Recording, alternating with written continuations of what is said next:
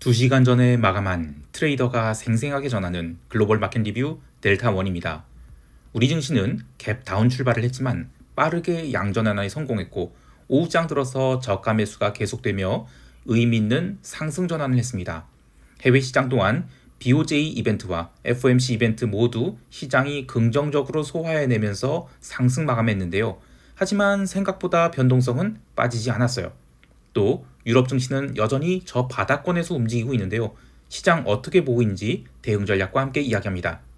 아참, 오늘 네이버 프리미엄 콘텐츠에 올린 시황은 무료 공개를 했어요. 스크립트를 한번 보시면서 영상을 보는 것도 좋겠습니다. 또 영상이 늦게 올라와도 네프콘 시황은 정시에 올리려 하니 네이버 채널 많은 가입 바랍니다. 자, 먼저 아시아 세션 리뷰 갈게요. 우리 증시는 야간 선물이 하락에 따라서 선물이 갭 다운 출발을 했는데 야간 선물이 하락폭에 비하면 아주 강하게 출발하는 셈이에요.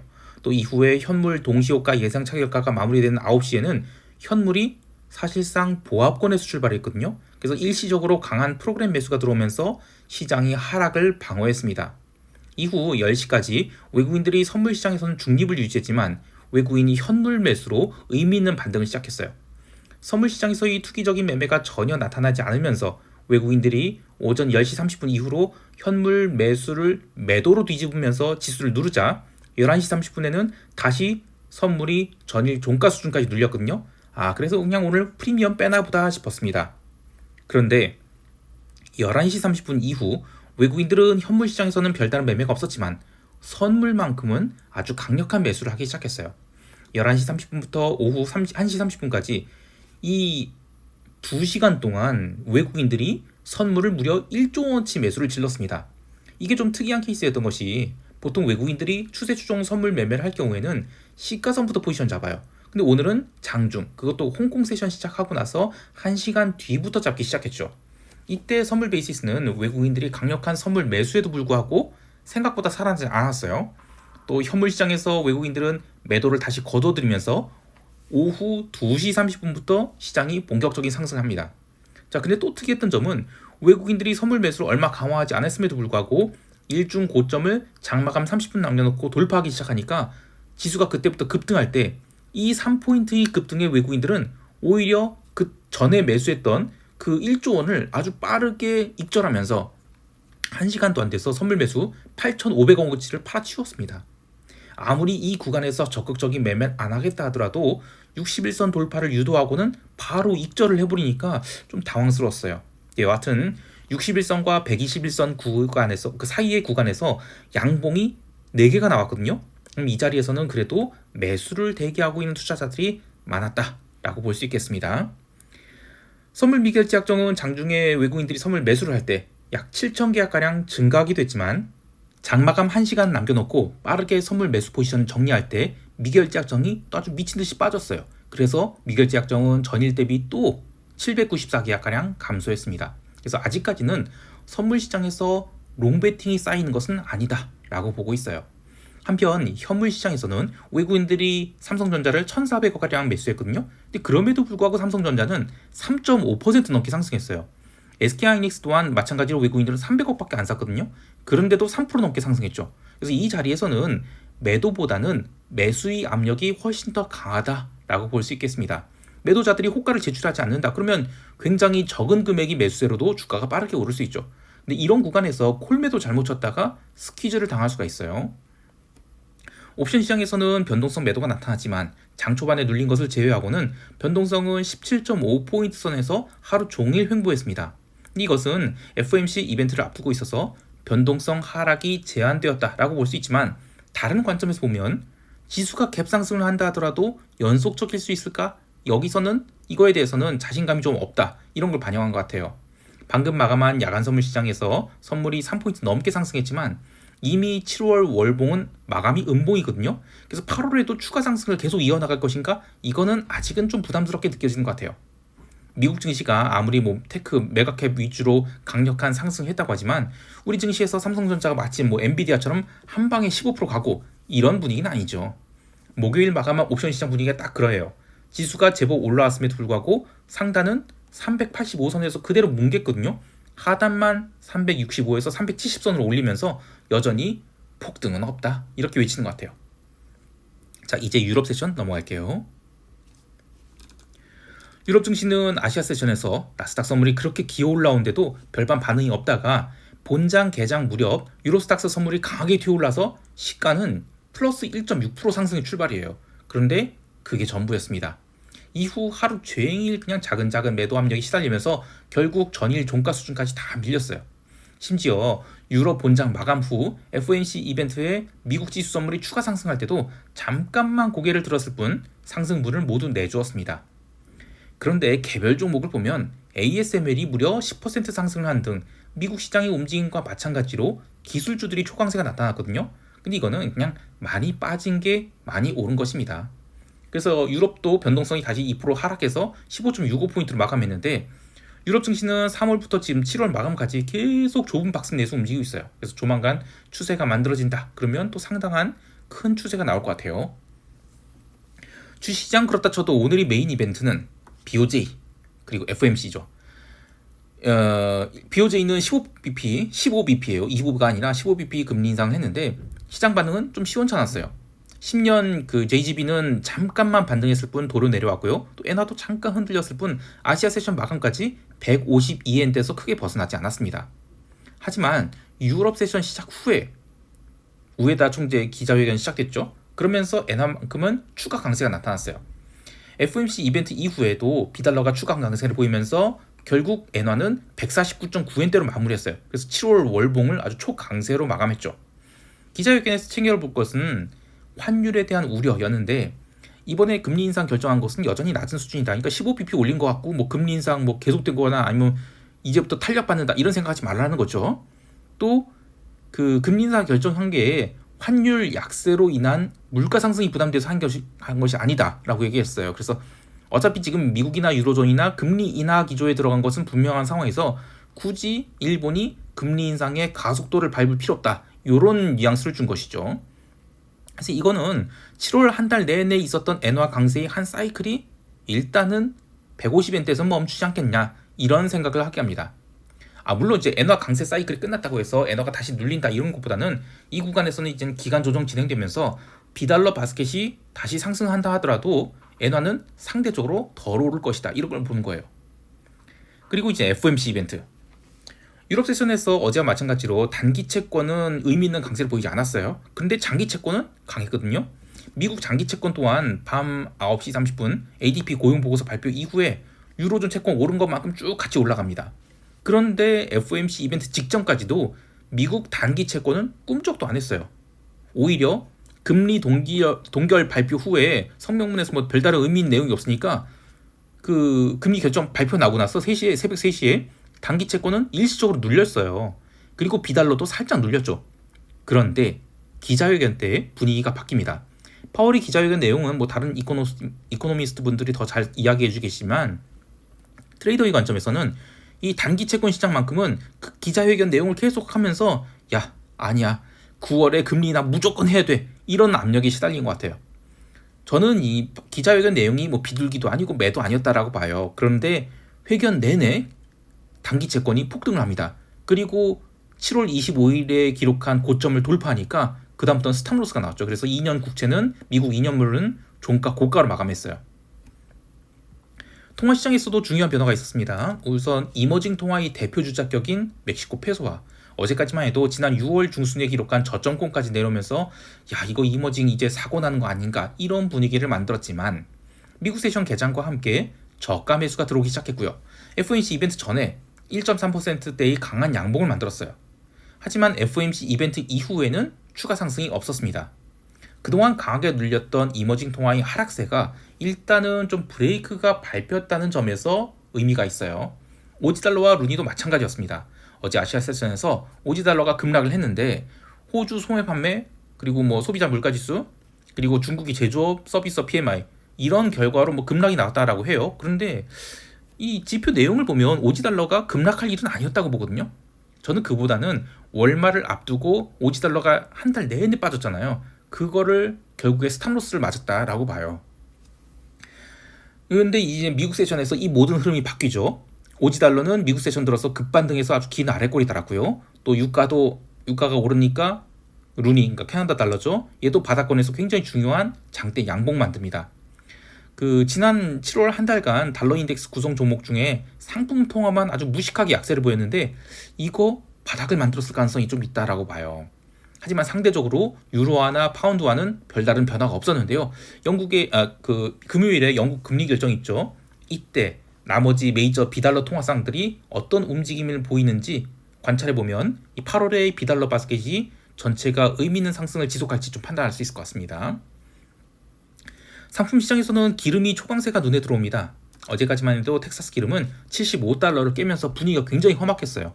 그런데 아시아 세션부터 꾸준히 저가 매수 들어왔고 또 이스라엘이 하마스의 종교 지도자 하메네이죠? 하메네이 맞나요? 아무튼 테헤란에서 공대지 미사일로 공격을 해서 사살을 했다 이런 얘기가 있었어요. 그래서 그 소식에 유가가 다시 77달러 회복했죠. 근데 이제 원유 재고가 343만 배럴 감소로 나왔거든요. 그런데 재고 발표 이후에는 기름에 매도가 쌓였어요. 그래서 다시 76.5달러까지 내렸죠. 그런데 이제 유럽 세션 마감하고 나서 마감을 앞두고 이 브렌트 기름에 저가 매수가 들어오는 거예요. 그래서 브렌트 기름이 80달러를 회복해서 마감하니까 그다음부터는 텍사스 기름도 월말 저가 매수 그리고 숏 커버까지 콤보로 동작하면서 종가 고가로 78.5달러 넘겨서 마감을 했습니다. 그 외에 아시아 세션에서 구리도 월말을 맞이해서 아주 강력한 매수가 들어와서 3% 가까이 상승했는데 톤당 9,000달러 이하는 안 되지 이런 매수세가 있었다고 봐요. 그러나 아직은 단기 숏 커버의 영역이지 추세 상승은 좀 아닌 것 같다 이렇게 보고 있습니다. 그 외에 골드도 아시아 세션에서 꾸준히 상승해서 2,470달러까지 올라왔는데 FOMC 이벤트 이후에 숏 커버가 더해지면서 마감은 2,496달러까지 올라왔어요. 골드가. 근데 이것 또한 이벤트 때문에 올라왔다기보다는 그냥 7월 마감일에 숏 커버가 좀 들어왔다 이렇게 보고 있습니다. 이제 대망의 미국 세션, 정말 재밌었던 미국 세션 리뷰 시작할게요. 오늘 미국 시장 이야기를 하기 앞서 수요일 새벽에 무슨 일이 있었는지부터 이야기할게요. 영상은 제가 녹화하지 못했지만 네이버 프리미엄 콘텐츠에는 정시에 업로드했거든요. 거기 보면 화요일이 증시가 하락한 게 나스닥 하락한 게 손절매를 유도하기 위한 마지막 눌림이었다라고 봐요. 오전장에 강하게 누르고 오후장에 반등 주듯했다가 장 마감 후에 시간외 거래에서 마이크로소프트를 무려 마이너스 8%를 한 방에 밀었죠.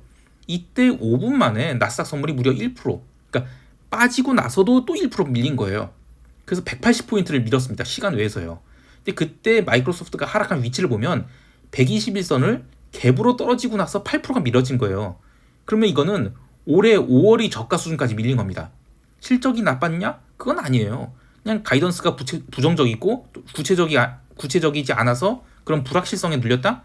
그래도 그렇지 마이너스 8% 밀어버린 것은 충분히 저가 매수 유입을 기대해 볼 만한 일이었죠. 그래서 그것 때문에 시총 1위와 2위가 한 방에 바뀌었거든요.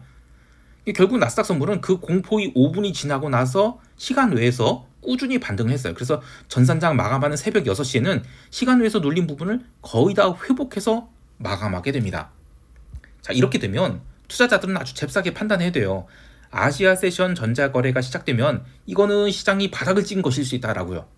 보수적인 투자자라면 전일 현물 마감한 자리인 나스닥 19,000포인트를 돌파하면 그때 롱으로 따라잡아도 되지만 공격적인 투자자라면 아시아 세션 전자거래 시작되자마자 그냥 닥치고 매수를 해서 전일 저가권을 추가로 마이너스 1% 이상 깨면 손절하겠다라고 보고 롱으로 밀어붙여야 되는 것이죠.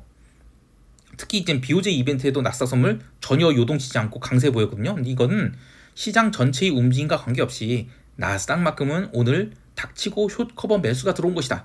이렇게 봐야 되기 때문에 이벤트에 시장이 안 눌렸다? 그러면 그냥 롱을 또 애드해야 되는 겁니다. 익절해야 되는 게 아니에요. 나스닥 선물은 미국 세션 프리마켓 호가가 본격적으로 들어오기 시작하면서 상승폭을 더 키웠습니다. 엔비디아는 개장 전 거래 프리마켓에서 8% 넘게 상승하고 있었고요. 브로드컴도 갭상승 5%로 출발 시작했죠. 그리고 나서 나스닥은 개장 후에 딱 5분간만 가격 조정을 주었을 뿐 꾸준히 매수세가 유입되면서 지수를 끌어올리기 시작했어요. 유럽 마감까지 나스닥 선물은 19,500포인트를 넘기게 됩니다. 이게 플러스 3% 상승이에요. 근데 이때 다우지수는 생각보다 강하지 않았거든요. 금융주는 계속 약세를 보였고요. 기름 주식 또한 유가가 그렇게 오른데도 전혀 오르지 못했어요.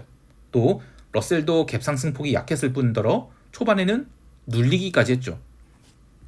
이후에 FOMC 이벤트를 앞두고 나스닥 선물은 가볍게 눌렸어요. 근데 그럼에도 불구하고 당일 시가 갭상승이 나온 자리는 깨지도 않았죠. 그리고 이후에 기자회견 진행되는 동안 더욱 강한 쇼커버가 나왔어요. 기자회견 끝나자 차익 실현 매도가 한 15분 정도 나왔는데 그마저도 이후에 다 말아올려서 종가 고가로 마감한 뒤에 시간 외 거래에서 메타를 순간 플러스 10% 땡기면서 일시적으로 나스닥 선물은 19,648포인트를 기록하게 했습니다.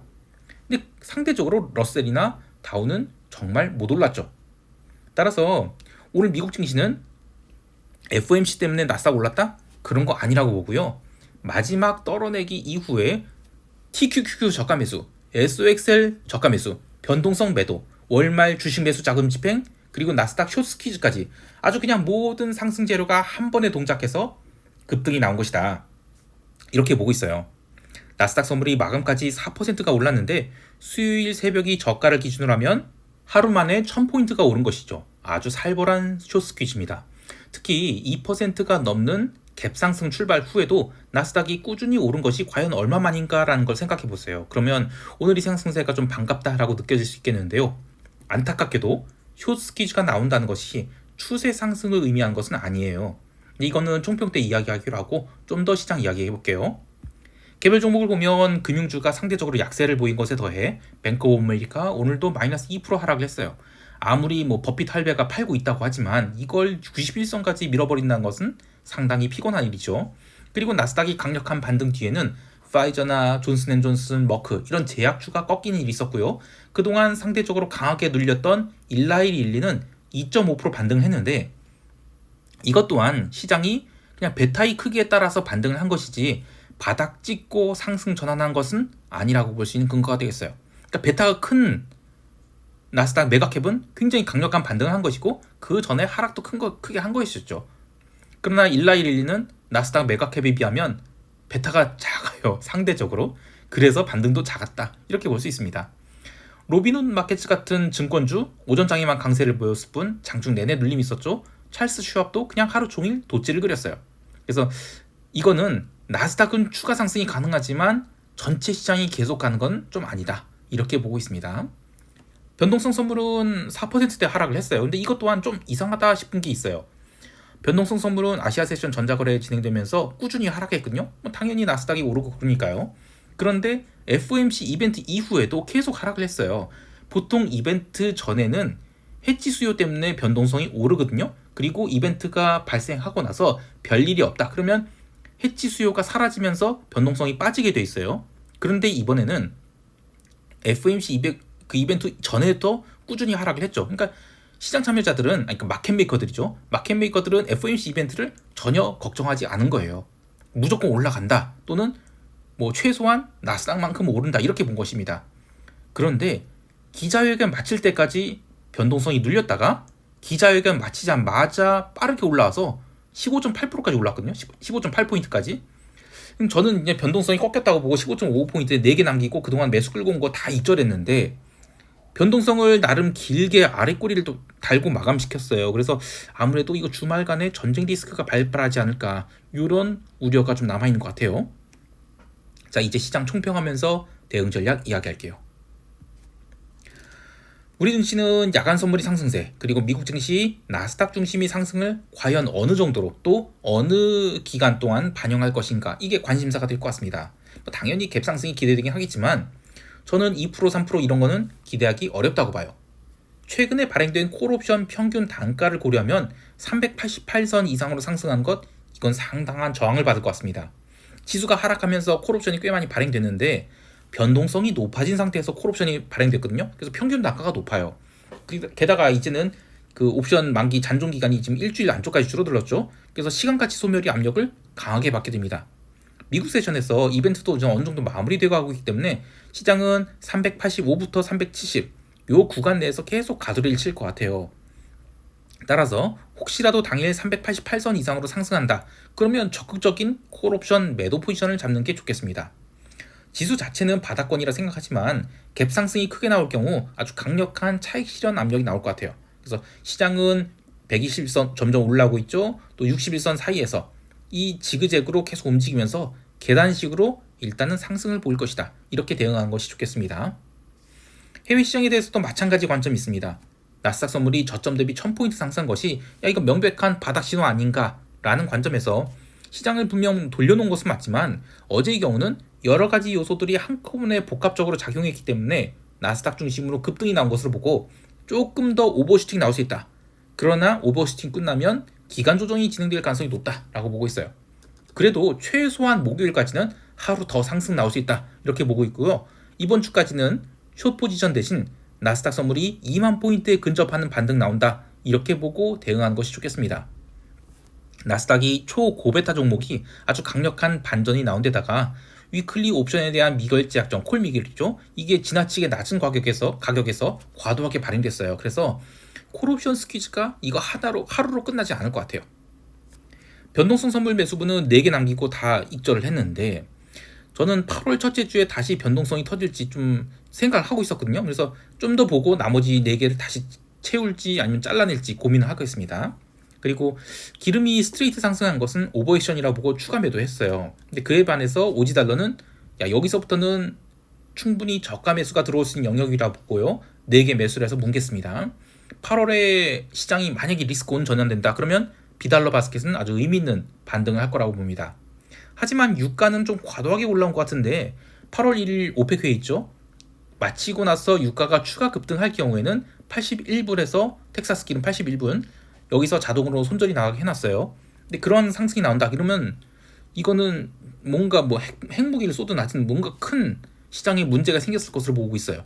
그래서 시장 손절 나가면 휴가 마치고 나서 포지션 새로 잡을지 고민하도록 하겠습니다.